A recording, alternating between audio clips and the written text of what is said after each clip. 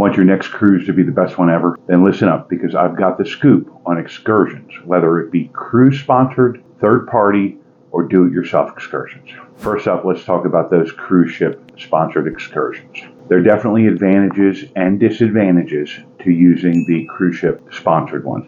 Sponsor might not be the right word, but the ones that you get through the cruise line. Upsides: safety and convenience, hassle-free booking, guaranteed timely return to the ship, somewhat of a variety of options, not a huge variety, but some. If you're not aware, if you book an excursions through the cruise line website or app, they pretty much take care of everything. You show up at the designated point at the designated time, they're in charge for the rest of it. The company that they work with pretty much guarantee that they will keep you safe, they will try and let you have some fun, and they will make sure that you're back on time. That's one of the biggest pluses, is if they don't get you back to the ship on time, they have a hard time working with the cruise line in the future. So a lot of the options that you get from the cruise ship sponsored ones are mass appeal. It's probably a good way to put it. So you're going to get cultural tours. You're going to get your typical water sports. You will have, professional guides,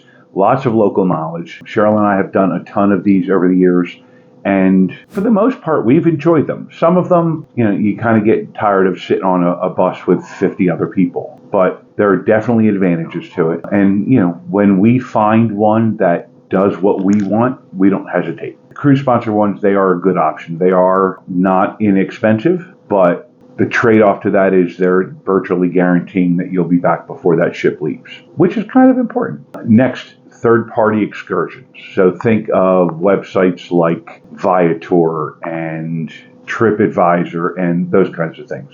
These excursions are not those websites, Viator, TripAdvisor, not TripAdvisor as much, but there's a couple of them that they're kind of like Airbnb. Viator does not actually take you on a tour of the best snorkeling spot in St. Martin. They're a third party, so they basically provide a platform for the local excursion companies to get access to the traveler. So, they'll create their tour and what it costs and what they get to see. They'll put up some pictures, and then, over time, people will see that and they'll book with them and so on and so forth. The sites like Viator, they get a piece of that income. So a lot of times the third-party sites like this are typically cheaper than the cruise-sponsored options, potentially have a higher value because we're talking about smaller groups, more of a personalized experience, unique experiences. You'll find Viator does offer the mass appeal, the cultural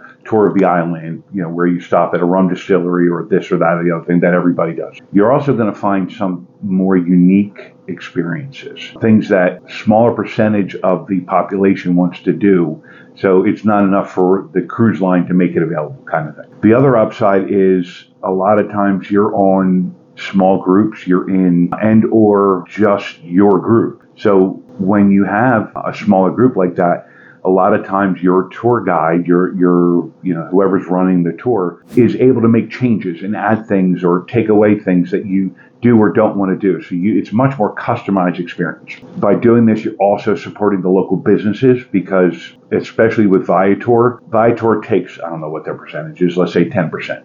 The rest of that money that you're paying them goes right into that local economy, right into the pocket of that tour guide, which to me makes a difference, and nothing wrong with the cruise line sponsor ones because I know, some of that money gets right to that local economy as well, but I don't think it's probably quite as high of a percentage. Next up, do-it-yourself excursions. You're in complete control. You create the itinerary you want. You do what you want when you want, and all of the uncertainty and potential safety issues that includes. So basically what we're talking about here is where you go to TripAdvisor or Facebook or one of these other sites where other people have already been to your island and they are going to recommend, hey, my taxi driver was amazing. He does full day tours.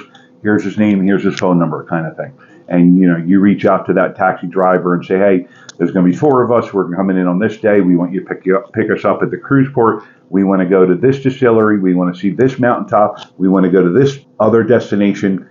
And that's it. and then, you work with them on price, and that's your excursion. If you're an adventurous soul and or you trust the person who's telling you about this taxi driver, have at it, have fun. Again, you are in charge, so if you don't go back to the ship on time, it's your fault. If you do get back on time, it's your fault. You kind of see where I'm going. You're doing it yourself. So it's arguably like going to Vegas. If you're from the U.S., going to Vegas, hopping off the plane and grabbing an Uber to your hotel and then just going out and walking the strip. You're in total control. You stop when you want to stop. You eat where you want to eat, all of that.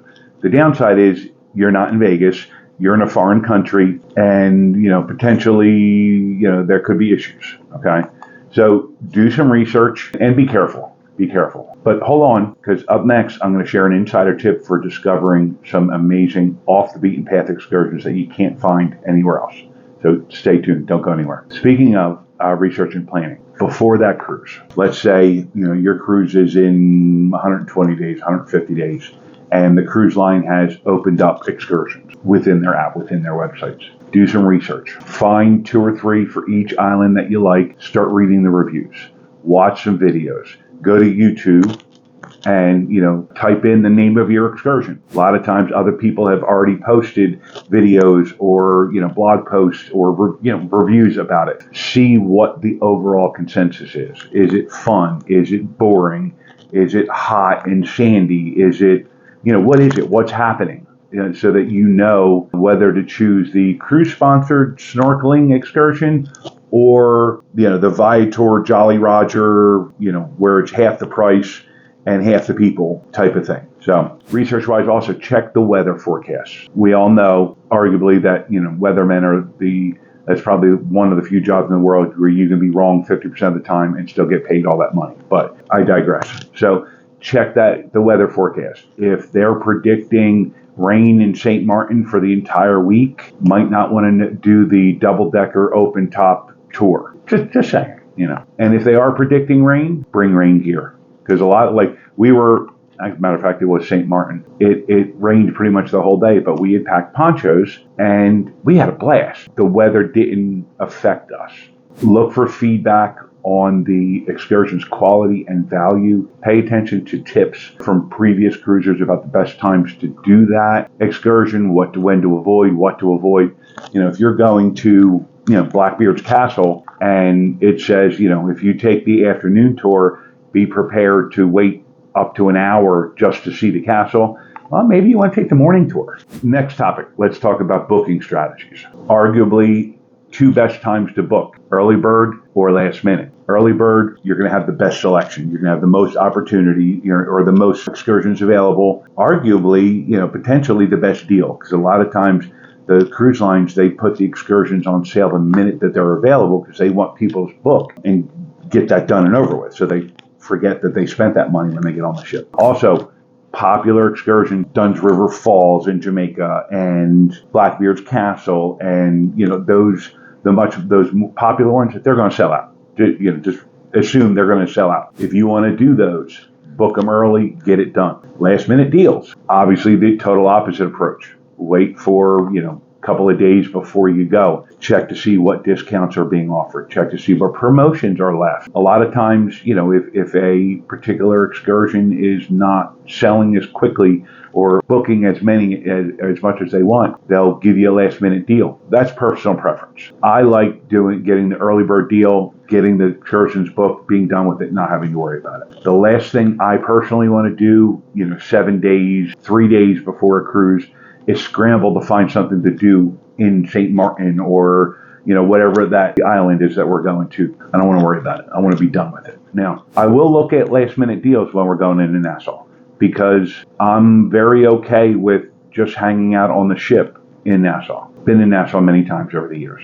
Don't necessarily need to see it again. Now, if there's something unique or different or new, and I catch a good deal on it, all right, cool, we'll do it. Wait until you hear about my secret tip for saving big bucks on booking those excursions. It's a game changer. You really don't want to miss it, so hang tight. Packing essentials for excursions. Number 1, comfortable clothing and footwear. A lot of times these excursions, you're going to be walking a good amount. And I won't say a lot, but a good amount. Sometimes over uneven surfaces, sometimes in sand, sometimes in dirt and mud. Bring comfortable footwear. Bring a change of clothes with you. If you're doing a water-based excursion, a lot of times they'll do, let's go snorkeling for 2 hours, and then we're going to drop you off here in downtown so you can walk around downtown. Now, anybody that has had to walk around an area for an extended period of time in a wet, sandy bathing suit knows what I speak of. Don't do it to yourself. Bring an extra set of clothes. Cheryl and I picked up a rubber-ish waterproof bag. We use that for all of our excursions. If we're doing anything water-based,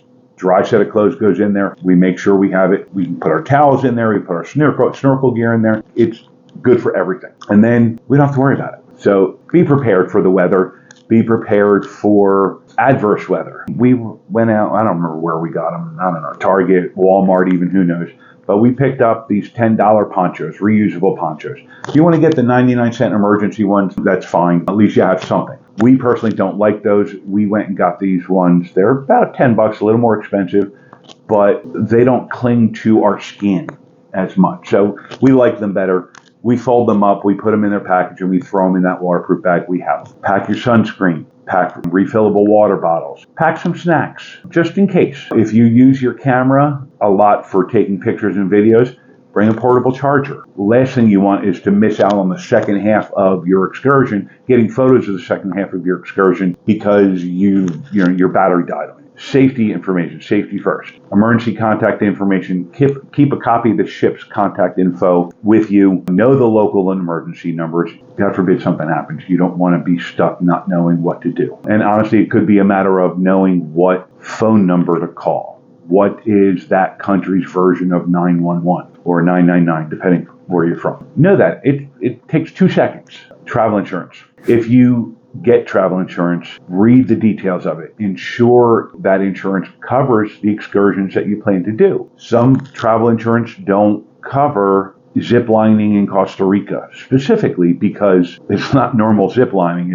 It's a lot more than that. So if you're looking at if you're going to an island and your entire goal is to do this one specific thing, just make sure the insurance covers it. And if it doesn't, consider purchasing some additional coverage just in case. It's up to you. Now that you know how to make your cruise excursions truly unforgettable, let's talk about a list of things you must do in those final days before your next cruise so you don't ruin the trip before you even step on board.